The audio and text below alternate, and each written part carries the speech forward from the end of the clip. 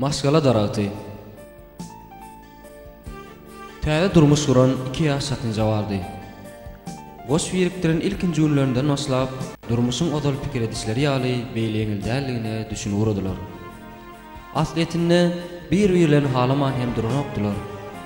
Juda ýygydan bolmasa-da, ilkinji tanışan günlerindäki süýji günleri ýatlaşýardylar. Emma häzir tehelçesiz ýönekeýji hadisa aralarında dawa we tersleşiň çykmak üçin ýeterlikdi.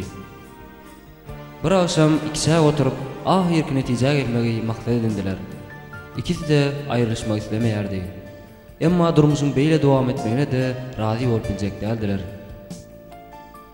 Ýigit, aňyma bir pikir geldi. Baga bir nahal oturdaly. Eger bu nahal 3 aýyň içine gurasa aýrylşaly.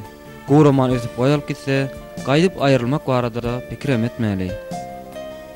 Bu wagtyň dowamynda da her birimiz aýra otogda ýaşaly. Bu pikir gelin hem göwünden turdy. Ertesi gün bir miwe ağacynyň nahalyny satyn alyp getirdiler we bilece howlaryndaky baga oturtdylar.